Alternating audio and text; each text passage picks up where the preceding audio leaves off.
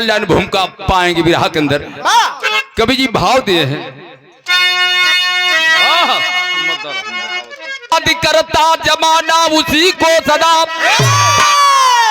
याद करता जमाना उसी को सदा, जो वतन के लिए होता कुर्बान है, मान सम्मान पे सर कटा जो दिया, उसी पे धरती सदा करती अभिमान है, लाज जननी का रखने चले बाकुड़े, सारी कफनी बांध करी बोल जय हिंद बोली, बढ़ी गया जो कदम फिर न पीछे हटा, भले सीने के ऊपर हम खाएंगे गोली।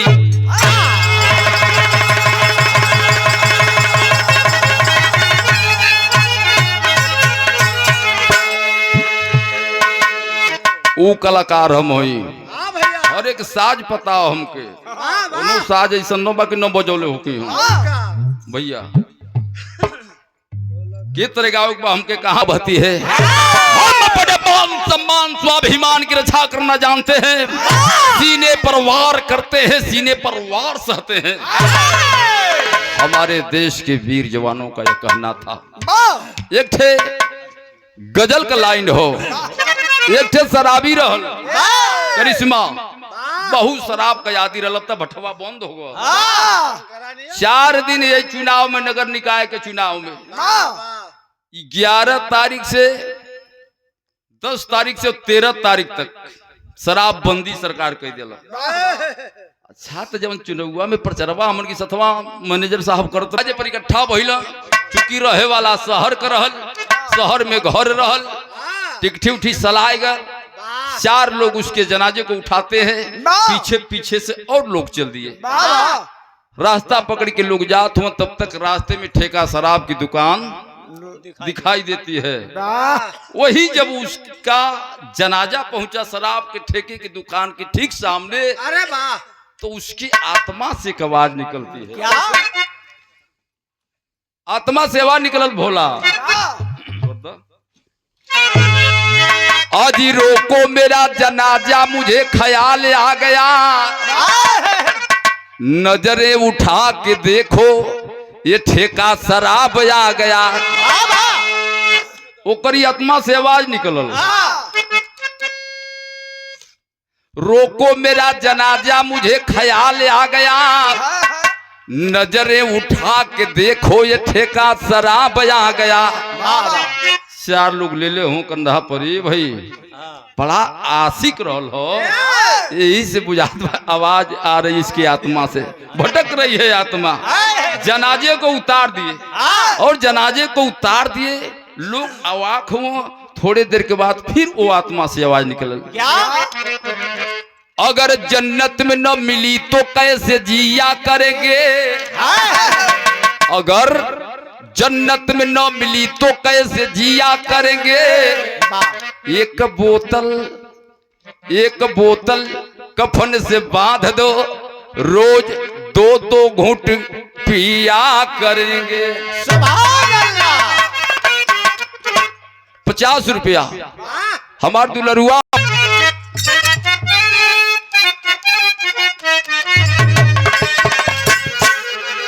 किया जब पीले यार दावत है यारो, किया जब पीले यार दावत है यारो, शादी पर बैठी कर हम पिएंगे।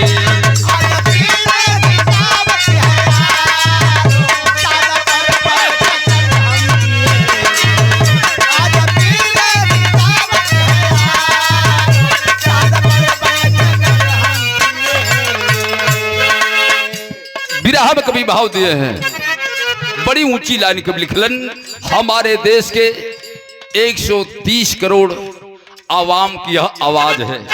कौन सी?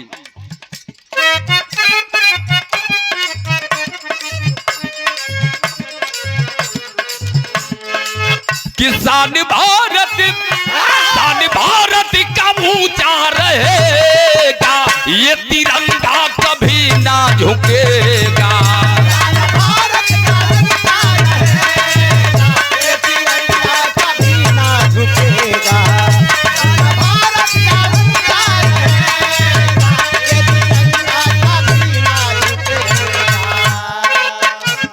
संविधान भारत का ऊंचा रहेगा, ये तिरंगा कभी ना झुकेगा। देश के खातिर भल जान जाए, देश के खातिर भल जान जाए, कारवां कभी ना रुकेगा।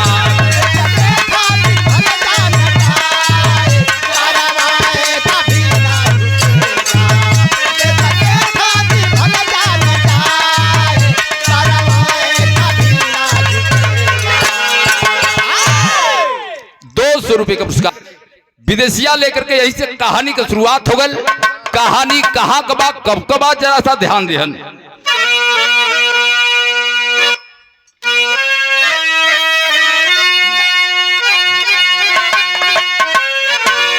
कि रतनपुर गौआ में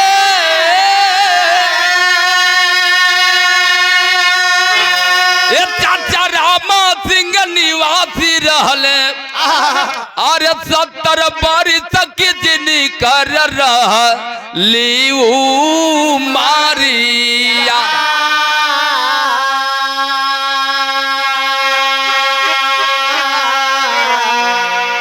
हमारा देश गुलाम था, अंग्रेज हमारे देश पर अपनी हुकूमत चला रहे थे।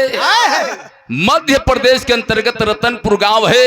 रतनपुर गांव में एक अंग्रेज कलेक्टर साला आया, बीबी रावत जिसका नाम था। अपना कैंप डाल दिया।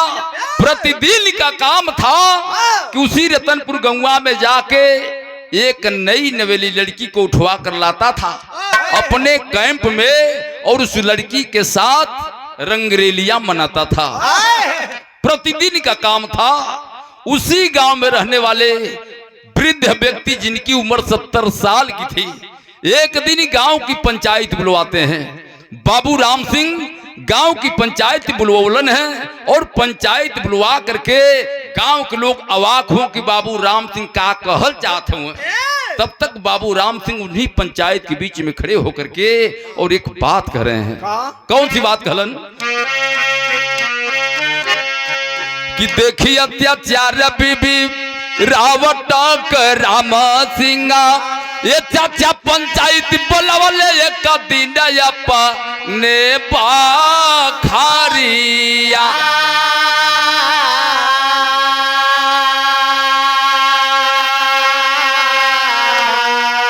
टोला मुहल्ला सब नगर निवासी जुटले, ये चाचा सब देखे राम सिंह के एक टकना जारिया।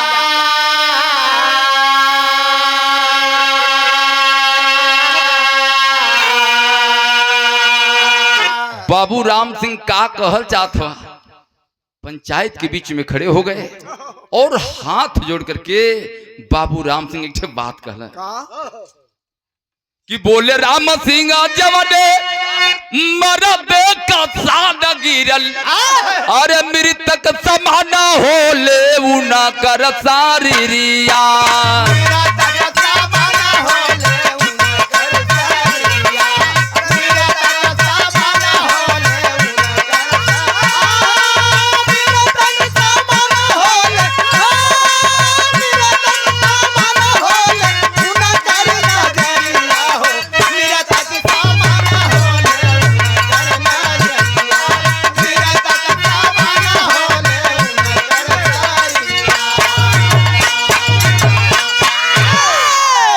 पंचायत के बीच में खड़े हो गए बाबू राम सिंह और खड़े होकर के गांव वालों के बीच में आवाज दे रहे हैं, अरे गांव वालों, बीबी रावत प्रतिदिन हमारे गांव में आता है, हम लोगों के आंखों के सामने मेरी एक बहन बेटी को उठा करके ले जाता है। हम गांव वालों में हिम्मत नहीं है जो कि राम सिंह बीबी रावत का हम लोग मुकाबला कर सके। का समझौला निकला इन तरह जो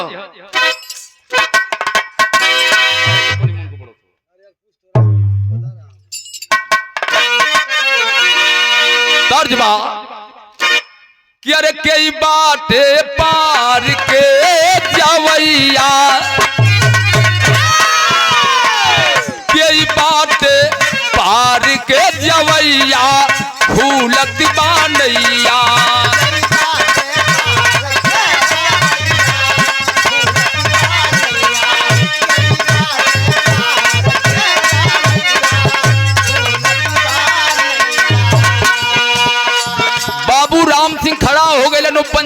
के बीच में और खड़ा होकर के बाबू राम सिंह यही बात कह रहे हैं। मर्दे का व्यर्थ बात जवानी, मर्दे का व्यर्थ बात जवानी, बाबू पानी पीना।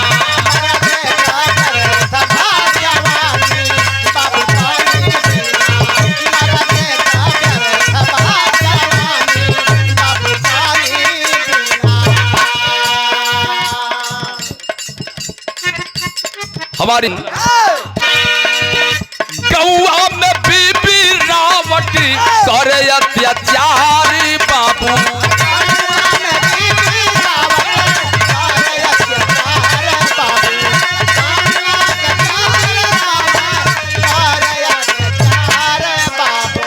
बेटी और बहिन का ना पाए तबारे बाबू,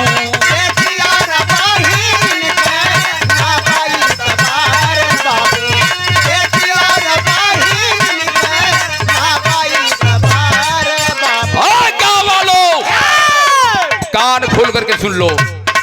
कवन कहा में आई जिंदगानी,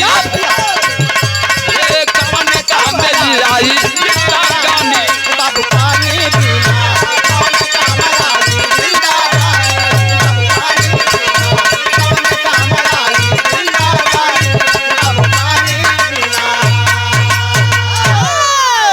प्रतिदिन बीबी रावट हमारे गांव में आता है। हमारी आंखों के सामने हमारी एक बहन बेटी, नई नवेली बहन बेटी को उठा कर ले जाता है। उस लड़की के साथ मनमानी करता है। हम लोगों में हिम्मत नहीं है जो कि बीबी रावट के सामने आवाज उठा सके। जितना पंचायत में लोग बैठल हो सबका मुड़ी नीचे झुकल बा, नीचे झुकल बा। बाबू राम सिंह देखलन, कलन की तो कोई गांव वाला तैयार नहीं हो रहा है। तो फिर 70 वर्ष का वो बूढ़ा व्यक्ति आवाज दिए कि आए गांव वालों, मेरी एक बात कान खोल करके सुन लो। का आवाज दहलन एक लाइन तर्जबा और हमारे छोटे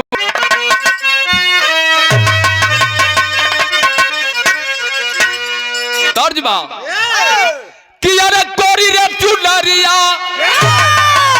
कि अरे कोरी रे चुनरिया में लग जाई है लाछना पटना जन जब साजना।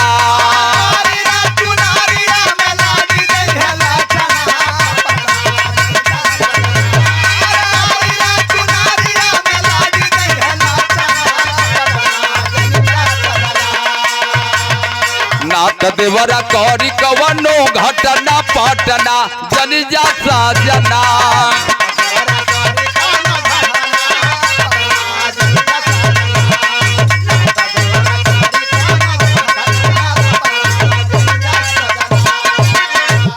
गाँव वालों कान खोल करके सुन लो। प्रतिदिन बीबी रावट हमारे गांव में आता है। हम लोगों की आंखों के सामने एक बहन बेटी को उठाकर ले जाता है। हम लोग आवाज नहीं उठा पा रहे हैं, लेकिन मेरी एक बात कान खोल करके सुन लो। बीबी बाबू राम सिंह कहलन का कि कई तक बच्चे है बेटी, अरे कई तक बच्चे है बेटी, पहली काई जातिया बतिया सुन साथिया।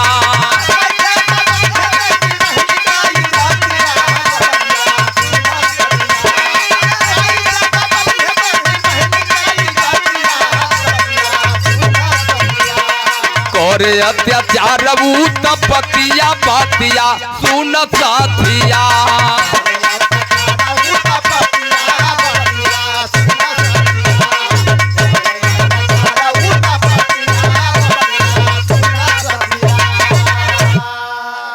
एक बात कार खोल करके सुन लो।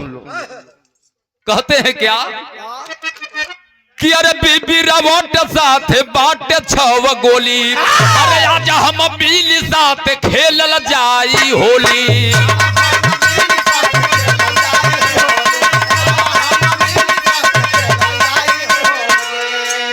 कि अरे छवही जवान हमके, अरे छवही जवान हमके, अरे चाहिए बतिया सुन सथिया, जे हो गोली खाई अपने छतिया, बतिया सुन सथिया। सादर बाबू राम सिंह खड़े होकर के पंचायत के बीच में आवाज दिए कि बीबी रावत प्रतिदिन हमारे गांव में आता है, एक नई नवेली लड़की को उठाकर ले जाता है। हम लोगों में हिम्मत नहीं है जो कि उसका मुकाबला कर सके। उसके पास एक रिवॉल्वर है और उस रिवॉल्वर में मात्र 6 गोली है। हमें ज्यादा नहीं, इसी पंचायत के बीच से हमें 6 नौजवानों की जरूरत है। इतनी बात पंचायत के बीच में, पंचायत के लोग सुनल 6 जवान का जरूरत हो। ये भाई का करिए बाबू राम सिंह, गोलियां मरवाई है का बीबी रावत से, पिटवा में घोपवाई है का? कलन की नहीं, उसके पास एक रिवॉल्वर है, उस रिवॉल्वर में 6 गोली है और मुझे ज्यादा नहीं 6 जवानों की जरूरत है। हाय किसी में हिम्मत, हाय किसी जवान में हिम्मत तो बीबी रावत की पहली गोली खाने के लिए तैयार हो जाए। अजब इतनी बात कहलन है बाबू राम सिंह की पहली गोली खाने के लिए तैयार हो जाए, तो पंचायत में जितना लोग बैठल हो, कुछ लोग को मुड़िया तनी ऊपर होता तो उन्हों को नीचे होगा, उन्हों को मुड़िया नीचे होगा। और नीचे होगा तो जब ये दृश्य देखलन वो 70 वर्ष का बूढ़ा व्यक्ति, तर एक बार रोवा बन बना गल और रोवा बन बना गल अच्छे लाल भाई तम गल, तो एक लाइन तर्ज लग गई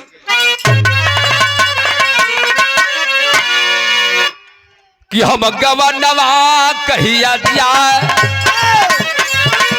यहाँ तर्ज हो लेकिन एक फर्ज बड़ा बढ़िया बा।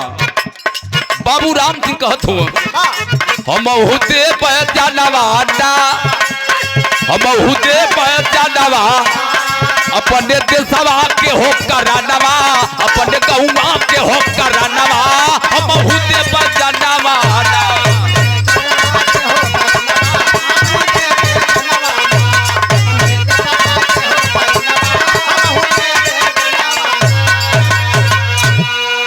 अरे सुना सुना गौवा के सब भाई, अपने सीने में गोली खाई, अपने सीने में गोली, ये बाटे जब सबका यार मानवा, ये बाटे जब सबका यार मानवा, हम हुते पहचानवा।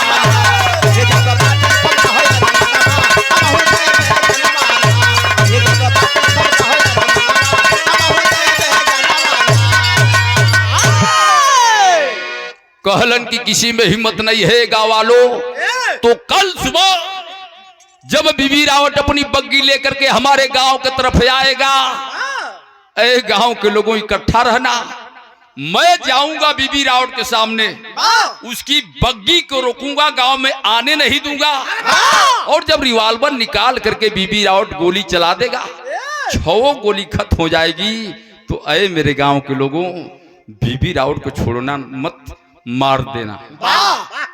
अजब इतनी बात 70 वर्ष का बूढ़ा व्यक्ति कह रहा है। उसी पंचायत के बीच एक नौजवान बौखल आ गया। नौजवान तमा के बात कहलस, का कहलस कि बोला गोपाल सीना तानी ले हमरो बचनिया, ले हमरो बचनिया मानी, हमहु कर बलिदानवा, हमहु कर बलिदानवा, अपने देशवा के हो करनवा, अपने देशवा के हो करनवा, हमहु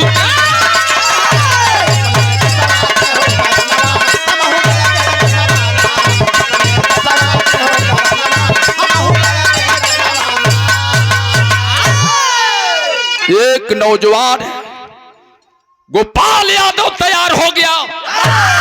बाबू राम सिंह, मैं बीबी रावत की पहली गोली खाने के लिए तैयार हूं। यादव वंश का लड़का गोपाल तैयार हो गया। बाबू राम सिंह का सिनेमा गदगद हो गया। कम से कम एक थे नौजवान तो तैयार भर। उसी पंचायत के बीच में एक थे और आवाज लगावे लगलन बोले कि है किसी में हिम्मत तो बीबी रावट की दूसरी गोली खाने के लिए तैयार हो जाए। और जब दूसरी गोली का नाम लिहलन है बाबूराम सिंह, तब भयल का बदलेगी।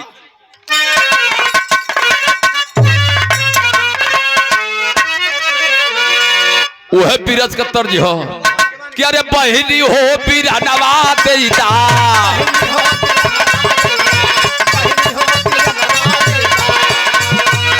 माता हो लला नवा देता,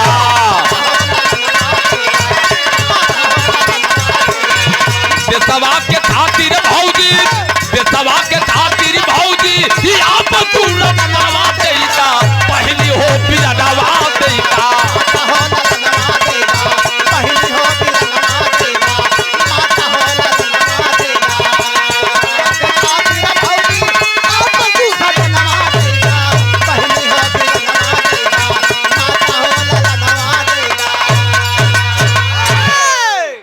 बाबूराम सिंह आवाज लगौलन, का कहलन कि अरे राम सिंह का गूंजल बोली, आप खुनवा का खेलब होली,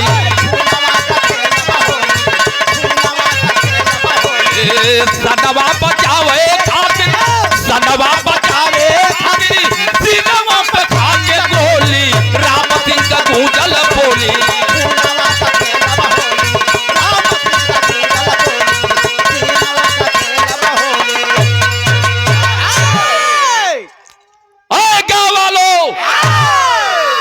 एक लड़का तो तैयार हो गया गोपाल यादव, अगर जो है किसी में हिम्मत तो बीबी रावट की दूसरी गोली खाने के लिए तैयार हो जाए।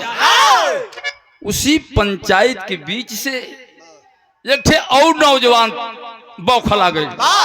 कौन था वह लड़का? 50 रुपया हमारे का था।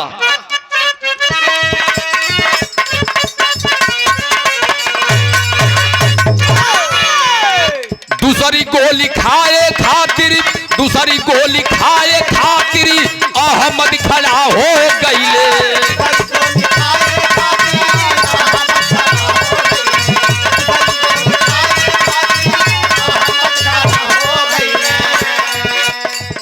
बाबूराम सिंह, बीबी रावट की दूसरी गोली खाने के लिए मैं तैयार हूँ। वो अहमद नाम का मुसलमान का लड़का तैयार हो गया। दूठे नौहा तैयार भइलन। फिर बाबूराम सिंह पंचायत के बीच में आवाज लगावत हुआ कि है किसी में हिम्मत तो बीबी रावट की तीसरी गोली खाने के लिए तैयार हो जाए। कौन लड़का तैयार होता है? रामू तीसरी गोली खातिर या गया बयाई गई।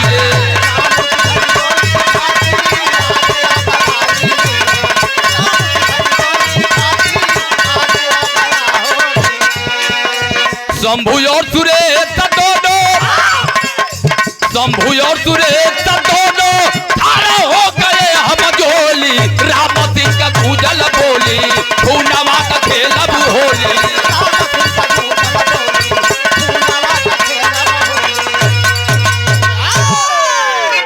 मुसलमान का लड़का अहमद तैयार हो गया। बाबूराम सिंह, बीबी रावट की दूसरी गोली खाने के लिए मैं तैयार हूँ। फिर तीसरी आवाज लगाए कि है किसी में हिम्मत तो बीबी रावट की तीसरी गोली खाने के लिए तैयार हो जाए। एक राजभर का लड़का तैयार होता है रामू नाम का। फिर आवाज लगाए कि है किसी में हिम्मत तो बीबी रावट की चौथी गोली खाने के लिए तैयार हो जाए। एक मौर्या का लड़का तैयार होता है और पांचवी गोली खाने के लिए एक मल्लाह का लड़का तैयार होता है। 5 नौजवान तैयार हो गईलन। फिर वही पंचायत के बीच में बाबूराम सिंह आवाज लगावत बाटे कि है किसी में हिम्मत तो बीबी रावट की अंतिम गोली है, छठी गोली कौन खाएगा? कल बीबी रावट की बग्गी आएगी हमारे गांव की ओर, तो 6 जवान जाएंगे, उसकी बग्गी को रोकेंगे, वह गोली मार देगा, गोली खत्म हो जाएगी। उसके बाद गांव के लोग बीबी रावट के अत्याचार को खत्म कर देंगे मार करके। लेकिन छठी गोली कौन खाएगा? कोई तैयार नहीं हो रहा है। एकाएक जितने लोग थे उस पंचायत के बीच में सब लोग शांत हैं। कई बार आवाज लगाए बाबूराम सिंह, है किसी में हिम्मत तो बीबी रावण की छठी गोली खाने के लिए तैयार हो जाए। कोई नहीं तैयार हो रहा है बाबूजी। उसी पंचायत के कोने से एक गरीब आदमी फटा पुराना वस्त्र पहने हुए पंचायत के कोने से मैं खड़ा हो गया हाथ जोड़ करके। बाबू राम सिंह, गांव के मान सम्मान की बात है, अपने देश के मान सम्मान स्वाभिमान की बात है, और छठी गोली खाने के लिए मैं अपने लड़के को आपके हवाले कर रहा हूं। वह गरीब आदमी कौन था, क्या नाम था, जरा देखें। तर्ज हो।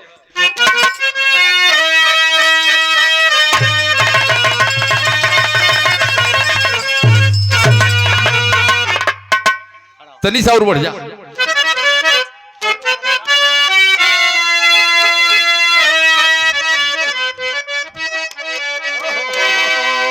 सुतल गंगियावा जगावे भैया मलहा उठाए गंगा जी। अभैले भोर भीनु सहरा उठाए गंगा। यही गीत के जयश्री चाचा गावे, हमन का तो देखबे ना कैली साहेब। मैनेजर साहब हमने तो नहीं देखा, लेकिन उनकी गीत को सुनता हूँ। लागत होई घामावा अरे चुअत होई पसीनावा कोड़त होई है ना। आउ कठल उखिया क खेतवा कोड़ता होई है ना। पहले की गीतन में आज की गीतन में दिल्ली आसमान का अंतर हो। अभी करिश्मा बतौलिन की कौन कौन गीत बजती हो। 50 रुपये का पुरस्कार हमारे बड़े भैया डॉक्टर साहब की ओर से बहुत बहुत प्रणाम सादर जब भीम नमो बुधाई करता हूँ। यही गीतिया के हमरे स्वर्गीय बेचन गुरु गाँव कैसे हो कि पियत हुई है बीड़िया फूकत हुई है धुआ झूमत हुई है। कचहरिया में बलमा खोखत हुई है।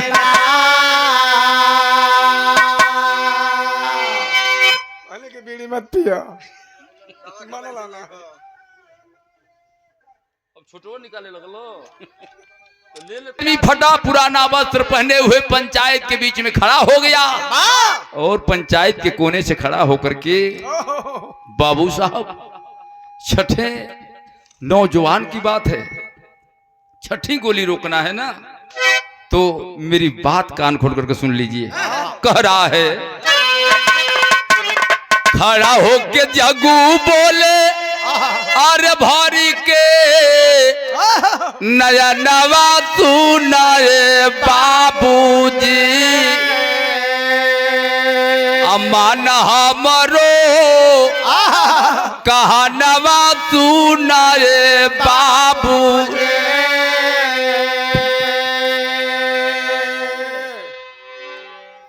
वह जग्गू नाम का चमार, मैं बताया कि इतिहास को दबाया गया।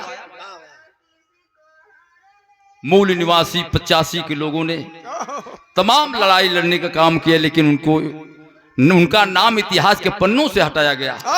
बागी बलिया में जाएंगे लोग मंगल पांडे का नाम लेते हैं, लेकिन राजकुमार बाग जो दुसाध कुल में जन्म लिया था उनका नाम कोई नहीं लेता है। बलिया के कचहरी में जाएंगे तो राजकुमार बाग, जिनको बाघ के नाम बाघ की उपाधि दी गई, बागी बलिया के कचहरी में राजकुमार बाग की मूर्ति लगी हुई है। वह चमार, जग्गू नाम का चमार पंचायत के कोने में खड़े होकर के और आवाज दे रहा है, हमारी गोदी में बाटी सात बेटी निया।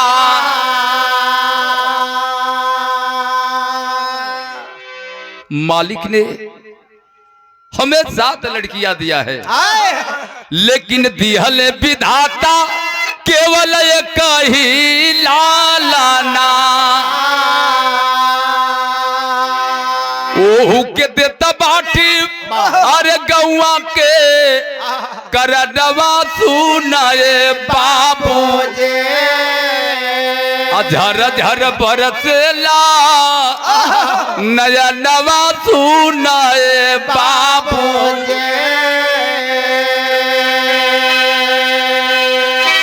प्रकृति ने मुझे 7 लड़कियां दिया है, लेकिन 7 लड़कियों में एक मेरा लड़का है जिसका नाम मोहन है। गांव के मान सम्मान की बात है, अपने देश के सम्मान की बात है, स्वाभिमान की बात है, तो बाबू राम सिंह मैं अपने लड़के को आपके हवाले कर रहा हूं। और जब इतनी बात बाबू राम सिंह सुल्लन है, सीनावा गदगद हो गए।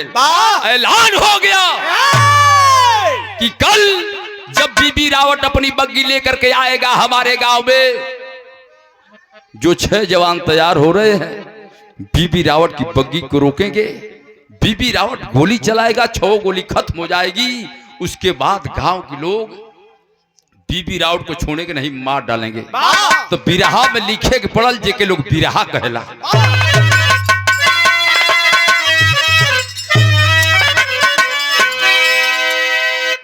आदरणीय हमारे गुरु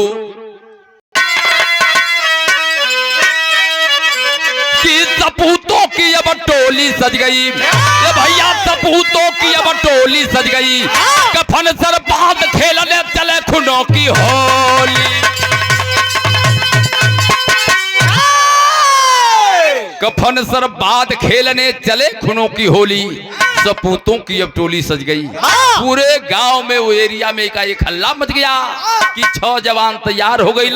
कल बीबी रावत अपनी बग्गी लेकर के आई, आज 6 जवान जाई है करीब बग्गी के रोकी है, वह गोली चलाएगा, गोली खत्म हो जाएगी। उसके बाद गांव के लोग बीबी रावत के अत्याचार को खत्म कर देंगे, मार करके खत्म करके उसके अत्याचार से मुक्त हो जाएंगे। जब ये खबर जग्गू चमार के 7 बिटिया सुनली न, कलिन के रे बड़ी लड़की का नाम मुनिया था, अपने भाई के मोह जाल में पड़ जाती है। जग्गू जब घरे गेलन बाबूजी का पैरवा पकड़ लेलस, बाबूजी ई का तू कैला? 7 बहनों का एक ही दुलारा प्यारा भाई हम लोगों के बीच में है, और आप मौत के मुंह में ढकल के आओ तो बाबू। रोने लगती है वो लड़की और रो करके बाबूजी से एक बात कहला,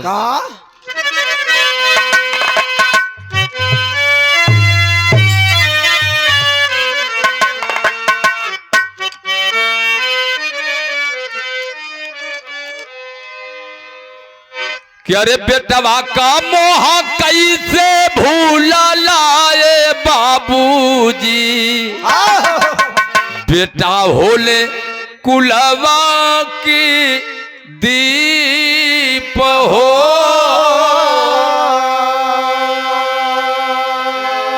अब होता सबेरे जुझी जाई है समरिया, बुझी जाई है कुलवा का दीप हो।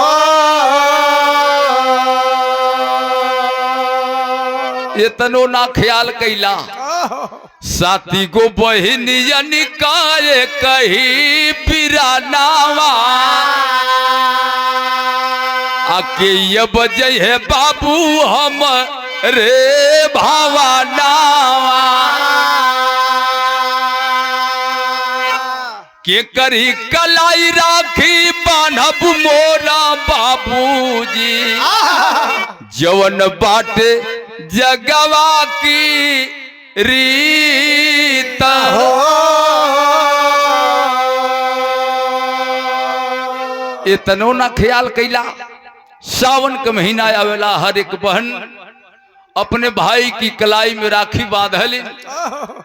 इतनो ना ख्याल कैला, हमारे भैया के मौत के मुंह में ढकेल के आवत हुआ। हमारे भैया के बीबी रावत गोली मार दी, हमनी के केकरी कलाई में राखी बांधे के। बाबूजी रोने लगते हैं मुनिया। सुबह होता है, गांव के लोग बाबू राम सिंह के दरवाजे पर इकट्ठा होने लगे। 5 जवान इकट्ठा हुए, लेकिन इधर मुनिया सोच में पड़ जाती है कि उन्हीं नौजवानों के साथ मेरा भाई जाएगा, बीबी रावत मेरे भाई को भी गोली मार देगा। हम लोगों का एक ही प्यारा भाई है, बीबी रावत की गोली का शिकार हो जाएगा। ना बाबूजी ना, हम अपनी भैया के जाए ना दे। वह लड़की सोच में पड़ जाती है, पहपट कर लाइन लगा।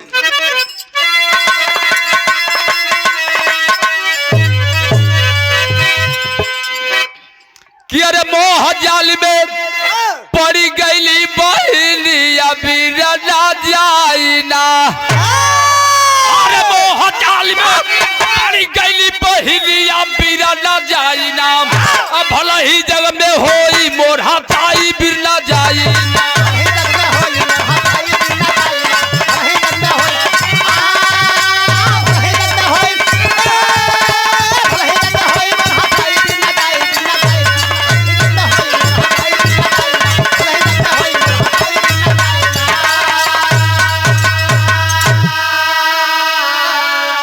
अरे बंद किया घर के अंदर, फिर ताला दिया लगाई हो। बैठ के मुनिया मन ही मन में योजना रही बनाई हो। तुम हो तब जुटा लगे तालानिया बिरना जाई ना। भला ही जग में होई मोर हाथाई बिरना जाई ना।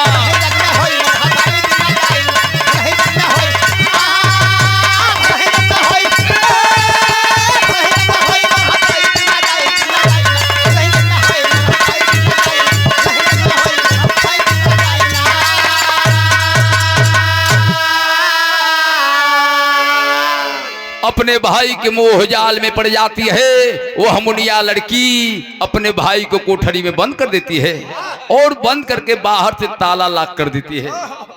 दरवाजे पर बैठी है, ताला बंद कर दी है। दरवाजे पर बैठ करके वह लड़की कुछ सोच रही है मुनिया।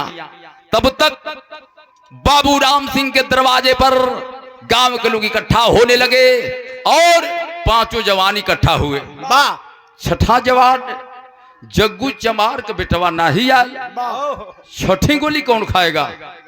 लोग सोचत हो कहां गई काहे न आए, यह आपस में बतियावत हुए। तब तक भैल का हमारे बड़े भैया विक्रम ड्राइवर साहब की ओर से ये पुरस्कार प्रदान किया गया। भैया को बहुत बहुत सादर प्रणाम करता हूं। सबके प्रणाम बा।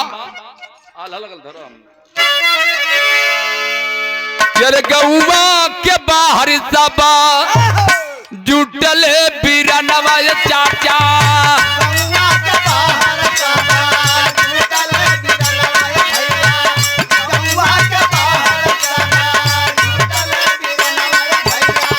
आपस में सब लोग रहे बतिया, आपस में सब लोग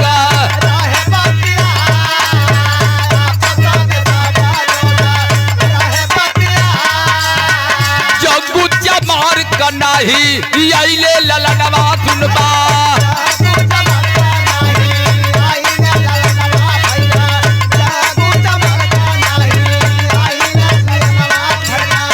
एक जवान तत काल भय तैयार, एक जवान तत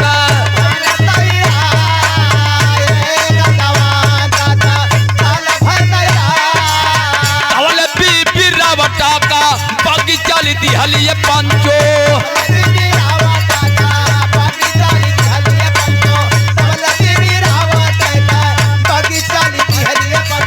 देखे तब लोग नजरिया घुमा।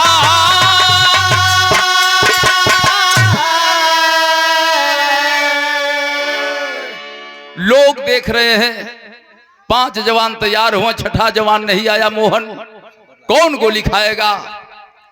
तब तक एक नौजवान तैयार हो गया। उन्हीं लोगों के बीच से खबरदार जग्गू चाचा का बेटवा नायल मोहन तो करा बदला में हम गोली खाए खातिर तैयार बाटे। 6 जवान तैयार हो गए। तब तक लोग देखत हो कि बीबी रावत का बग्गी आ रहा बा। लोग चौकन्ना हो गए।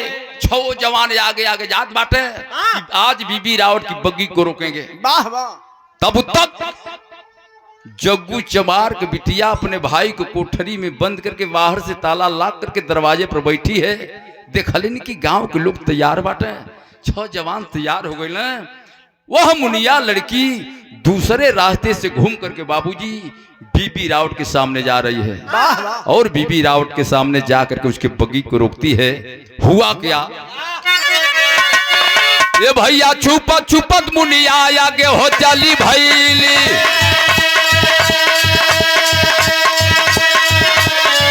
अरे रोकी बग्गी रावत से कहेली पुकार, ये चाचा रोकी बग्गी रावत से कहेली पुकार, लौटी चल बाबू आ जाए अपने भवानावा, अरे लौटी चल बाबू आ जाए अपने भवानावा, अरे गौवा के लोग आ जाती है तो है मार,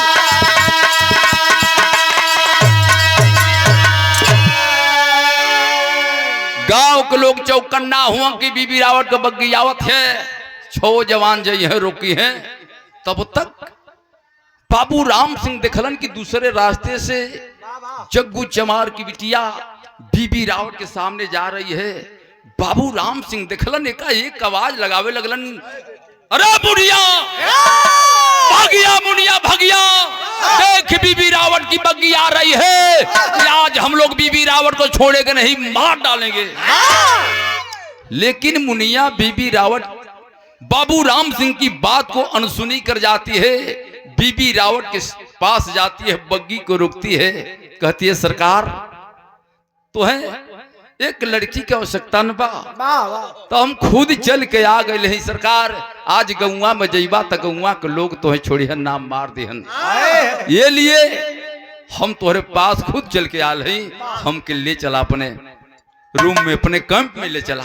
यह बात बीबी रावत को जज जाती है कि मैं गांव में जाऊंगा, साले गांव के लोग मार देंगे। उसके बाद दिमाग में बात बैठता है, मुनिया को बग्गी पर बैठाता है, रथ घुमा दिया, बग्गी घुमा दिया, गांव के लोग देखत हुए, बाबू राम सिंह देखत हुए कि बीबी रावत बैठा करके मुनिया को ले जा रहा है, साला क्या करेगा उसके साथ। ले करके जाता है बाबूजी अपने कैंप में, और कैंप में ले जाकर के करता है क्या जरा देखें। ए भैया चली गली मुनिया बीबी रावत के समानावा, अरे रोकी बटी, अरे रोकी बग्गी रावत से कहली पुकार, लौटी चल बाबू आ जाए अपने भवानावा, नहीं तो गौवा के लोग आ जाती है तो है मार। ये भैया मुनिया के लेके बीबी रावत चली भइल, अरे कोठरी में लेके चली गई श्रीमान, ये चाचा पीतोल उतार खुटिया पे टांगी दी हाल, ये पंचो पीतोल उतार खुटिया पे टांगी दी हाल, अरे कपड़ा उतार तब लगा है मक्कार।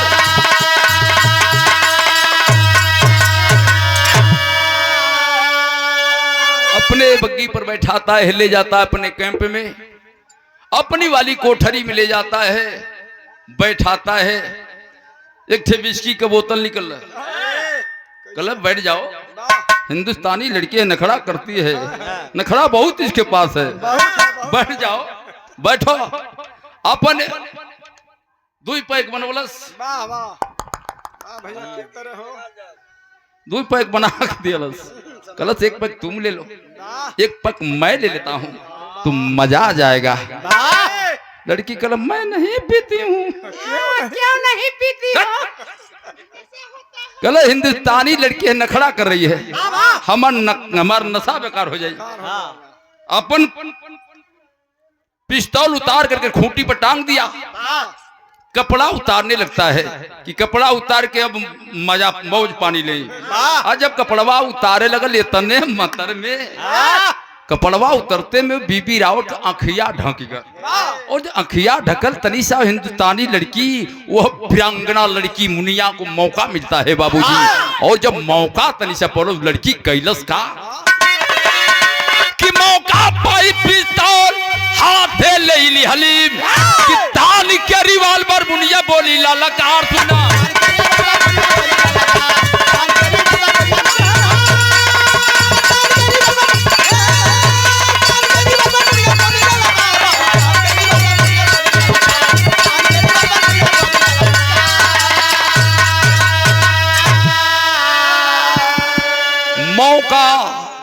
थोड़ा सा मिलता है आंख ढगल, कपड़वा उतारत में दौड़ के खुटिया पर से पिस्तौलवा उतार लेलस और उतार करके तान देलस। कहलस कि रे पापी, मैं उस देश की बाला हूं जिस देश में गंगा बहती है।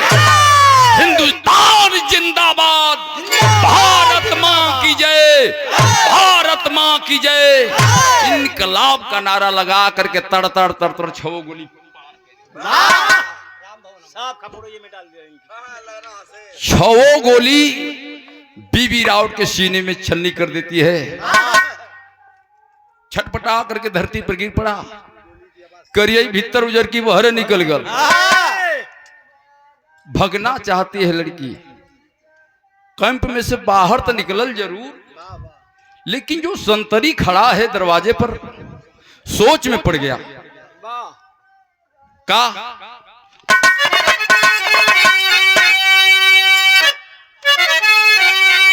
कि ज्योति बन गई ज्वाला अब उस समरिया न जाई के। अरे लजिया बचवली, लजिया बचवली, सीने गोलिया के खाई के। लजिया बचवली,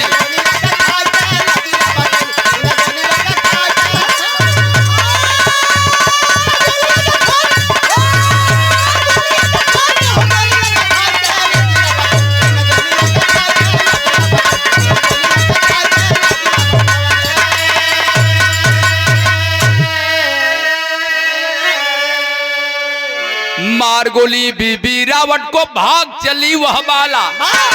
खड़ा संतरी भांप गया कि दाल में है कुछ काला। दरवाजे पर संतरी है, कहा के भी तो हमारे शाह है। वो सारे तो कट्टो बोलो सो एक अंग्रेज शंकर भाई मतिन मन मिल गया अंग्रेज से करिश्मा, चाहे तोरे हरिंदर पहुना मतिन मिल गए, मन मिल गए। कल के तेरा क्या नाम है? कल कि हमारा तो हरिंदर नाम है। कल हरिंदर। कल कि तुम्हारा उपनाम भी है? कल हाँ मेरा गणपत नाम है। को तो ओ तेरा गणपत नाम है। तू कहाँ रहते हो? तो कल साहब हम गांव में रह। तो तू गांव में रहते हो? तेरा बाप कहाँ रहता है? कल कि मेरा बाप भी गांव में रहता है, तेरा बाप भी गांव में रहता है। वो सारा संतरी खड़ा हो, हथियार लिहले संगीन, कहा के भी तो हमारा साहब एक लड़की लेटर रहा है। और फिर लड़की भागते जा रही है, आवाज ढाए ढाए का कहां से आया? ओहो मालूम पड़ रहा है दाल में कुछ काला है। वो संतरी करता है क्या कि मारा गोली पीछे से बंदूकिया उठाई के। लजिया बचवली, आसीन गोलिया के खाई के। लजिया बचवली, गोली साला संतरी चला दिया। उस वीर वीरंगना को गोली लग जाती है, मुनिया को। लेकिन बाहरे वह मुनिया लड़की हिम्मत नहीं हारती है। जहां गांव के लोग इकट्ठा थे वही गोली लगा है, लेकिन दौड़ते हुए जाती है और अपने बाबूजी के पैर पर गिर पड़ल। कल बाबूजी हमें क्षमा कर दिया। का कहलस कि मारी के अली बाबूजी तोहर दुश्मनावा, हमारे छापैली अली का बाची के बिरानावा।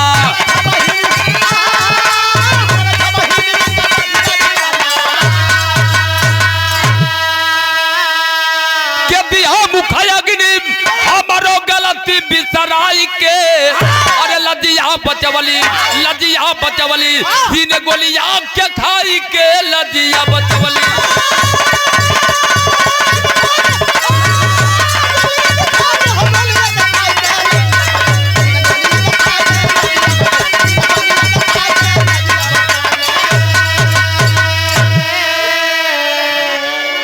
कल बाबूजी हमें क्षमा कर दिया। हम अपने भाई के मोह जाल में पड़ गई थी। कम से कम हमारे 6 बहनी के एक भाई तो मिल गया। बाबू राम सिंह कहे मुनिया की कुर्बानी व्यर्थ नहीं जाएगी, मुनिया की शहादत व्यर्थ नहीं जाएगी। मुनिया अपने बाबूजी के पैर पर गिर करके कहती है कि बाबूजी पीठ ना ही दिखौली, इज्जत ना नीलाम कैली, वो सरवा के गोली मार के लीन है। और कहते हुए वो लड़की शहीद हो जाती है। बाबू राम सिंह आवाज दिए, इसी रतनपुर गांव में वीरांगना मुनिया का भव्य मंदिर बनेगा, मूर्ति का अनावरण होगा। भव्य मंदिर बना और मुनिया लड़की का मूर्ति का अनावरण हुआ। आज भी उस वीरांगना के दर्शन को करने के लिए लोग जाते हैं रतनपुर गांव में। मध्य प्रदेश में जो रतनपुर गांव है वही मुनिया लड़की का भव्य मंदिर है और मूर्ति भी है। तो ऐसे ऐसे वीरांगना जैसे झालाबाई हुई, अजीजन बाई हुई, अवंती बाई हुई, तमाम हमारे देश की वीरांगना क्रांतिकारी हुई, इनके इतिहास को दबाया गया, इतिहास से नाम हटाया गया। तो मेरे कवि का यही संदेश है, बिरहा के आखिरी लाइन, गुरु बिहारी गुरु गणेश धन्य देश के वीर, बालचंद सौला जयराम बेचन दिए कलेजा थी, सपूतों की अब टोली सज गई, बेचन रमेश चंद बोले जय हिंद की बोली, सपूतों की अब टोली सज गई।